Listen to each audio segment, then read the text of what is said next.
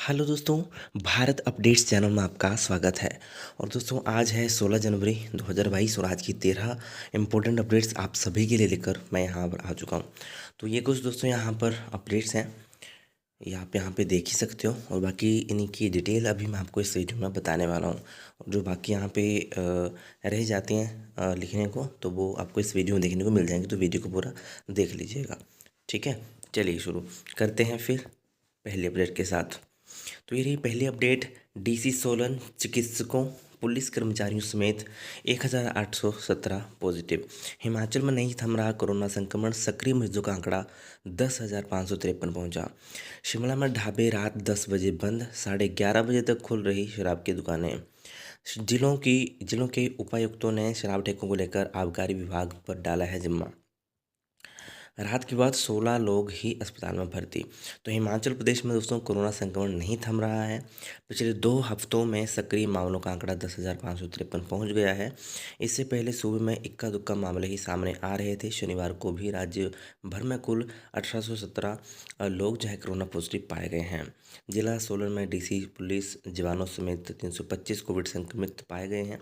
Police थाना डमटाल के 6 जवानों सहित कांगड़ा में 339, बिलासपुर में 108, मंडी में 225, शिमला में 276, कुल्लू में 85, हमीरपुर में 108, सिरमौर में सीएमओ नाहन समेत 174 मामले जो है सामने आए हैं।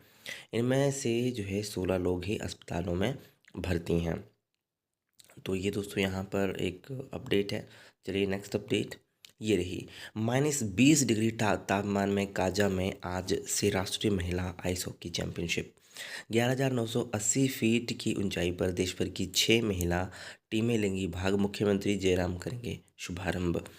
तो यहाँ पर दोस्तों -20 डिग्री टेम्परेचर में जो है काजा में आज से राष्ट्रीय महिला आइस हॉकी चैंपियनशिप जो है यहाँ पे शुरू होगी और इसका शुभारंभ जो है मुख्यमंत्री जयराम ठाकुर यहाँ पे करेंगे। तो 20 जनवरी तक ये चैंपियनशिप चलेगी। और इसके जो यहाँ पर तकनीकी शिक्षा मंत्री डॉक्टर रामलाल मारकंडा विशिष्ट अतिथि होंगे। तो यहाँ पर ये कुछ अपडेट है दोस्तों, आप यहाँ पे देख ही सकते हो। ठीक है, नेक्स्ट अपडेट ये रही। विश्वविद्यालय प्रशासन ने छात्रों को दी हॉस्टल में ठहरने की अनुमति। कोविड नियमों का करना होगा छात्रों को पालन, दुर्गम क्षेत्रों के छात्रों और शोधार्थियों को मिली राहत। हिमाचल प्रदेश विश्वविद्यालय ने छात्रावासों के लिए खाली किए जाने पर अन्य ठिकाना न होने के कारण शेष बचे छात्रों, शोधार्थियों, बर्फ वाले क्षेत्रों, अन्य राज्यों और विदेशी छात्रों को राहत दी है। कुलपति के आदेशों पर कोविड-19 से सुरक्षा को गठित की कमेटी की शनिवार को हुई बैठक इन शेष बचे छात्रों को सशर्त छात्रावासों में रुकने की अनुमति दे दी है। जनजातीय बर्फबारी वाले क्षेत्र में छात्रों को कोविड प्रोटोकॉल अपनाते हुए ठहरने की अनुमति होगी। अन्य राज्यों विदेशों के छात्रावासों में रह रहे छात्रों को संक्रमण से बचाव को जारी दिशा निर्देशों की पालना करने पर अनुमति मिलेगी। तो फिलहाल के लिए तो इनको अनुमति यहाँ पर हॉस्टल में रुकने के लिए मिल गई है। चलिए दोस्तों नेक्स्ट अपडेट ये रही। जिले में 108 और 102 एम्बुलेंस सेवा रही ठप, लोग हुए परेशान। दिन भर नहीं मिली लोगों को एम्बुलेंस सेवा, तीमारदार निजी गाड़ियों में मरीजों को लाए अस्पताल। नई कंपनी ने एम्बुलेंस सेवा से बाहर किए 30 कर्मचारी। तो जिला शिमला में शनिवार को 108 और 102 एम्बुलेंस सेवाएं ठप हो गई। शहर समेत जिले भर के मरीजों को आपात स्थिति में इस सेवा के न मिलने के कारण भारी परेशानियों का सामना करना पड़ा। मरीजों को अस्पताल पहुंचाने के लिए तीमारदारों की कड़ी मुशक्कत का सामना करना पड़ा। तीमारदार अपने निजी टैक्सी में जो है अपनी निजी और टैक्सी में जो है मरीजों को अस्पताल लाए। तो ये थोड़ा इनको परेशानी लोगों को हुई है एम्बुलेंस की। चलिए दोस्तों नेक्स्ट अपडेट ये रही। कोरोना बंदिशों के चलते होटलों में 30% गिरी ऑक्यूपेंसी। तो 40% एडवांस बुकिंग भी रद्द। वीकेंड पर बीते सप्ताह के मुकाबले घटे सैलानी, पर्यटन कारोबार पर पड़ रहा बंदिशों का असर गोपाल। तो राजधानी शिमला सहित प्रदेश भर में कोरोना के मामलों के बढ़ने और लगी बंदिशों से पर्यटन कारोबार पर असर पड़ना शुरू हो गया है। बीते एक सप्ताह के भीतर शहर के होटलों में करीब 30% तक ऑक्यूपेंसी गिर गई है। सैलानियों ने 40% तक होटल एडवांस बुकिंग भी रद्द करवा दी है। शनिवार को शिमला के रिज मैदान माल रोड में बीते सप्ताह के मुकाबले सैलानियों की आमद कम रही। पर्यटन कारोबारी इसे कोरोना के कारण लग रही बंदिशों का असर मान रहे हैं और अगले हफ्ते तक सैलानियों की आमद में भारी कमी का अनुमान लगा रहे हैं। बाजार खुलने के समय में की कटौती से कारोबारी परेशान। तो यहाँ पर जो दोस्तों ये कारोबारी परेशान हैं, बाजार खुलने के समय में कटौती करने के कारण जो है इनको परेशानी का सामना जो है सामना करना पड़ रहा है। तो ये दोस्तों आप यहाँ पे देख ही सकते हो अभी कोरोना के कारण ऑक्यूपेंसी गिर गई। हो सकता है कि लोग खुद ही ना आ रहे हों, है ना। लोगों को भी पता है कि कोविड फैल रहा है, तो शायद लोग खुद ही ना आ रहे हों। और बाकी जो है यहाँ पे इनका कहना है कि बंदिशों का भी कुछ असर जो है पर्यटन कारोबार पर पड़ रहा है। तो ये कुछ यहाँ पे अपडेट है दोस्तों। चलिए नेक्स्ट अपडेट ये रही। कॉलेज की अच्छी छवि दिखाने को एनसीटीई टीम ने मांगी रिश्वत, दो धरे। क्षत्रिय कॉलेज ऑफ एजुकेशन प्रबंधन इंदौरा से ले रहे थे 2 लाख। राष्ट्रीय अध्यापक शिक्षा परिषद के 2 अन्य कर्मियों से विजिलेंस ने गग्गल में पौने 12 लाख किए बरामद।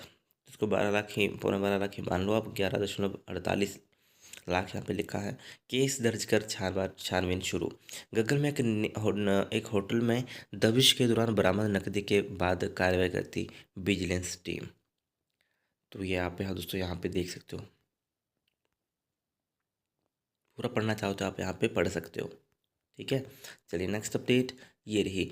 देश के किसानों को इस बार भी नहीं मिलेगा कुफरी फागू आलू किस्म का बीज। केंद्र सरकार ने सीपीआरआई शिमला को नहीं दी दोनों किस्मों के उत्पादन की मंजूरी। मिट्टी में कृमि सूत्र के कारण लगी रोक नहीं हटी। केंद्रीय अनुसंधान संस्थान ने किया था आवेदन। तो ये दोस्तों यहाँ पे अपडेट है। ठीक है। चलिए नेक्स्ट अपडेट ये रही। 5 डे वीक के चलते एचआरटीसी के 133 रूट रहे बंद, यात्री परेशान। कोरोना के मामलों में बढ़ोतरी के कारण जो है प्रदेश सरकार ने कई प्रकार की बंदिशें लगाई हैं। इस वजह से एचआरटीसी ने सवारियों की कमी का हवाला देते हुए कई रूट कम कर दिए हैं, मगर इससे जिले के लोगों की मुश्किलें बढ़ गई हैं। तो ये आप यहाँ पे देख ही सकते हो। हमीरपुर बस स्टैंड पर शनिवार को बसों का इंतजार करते यात्री।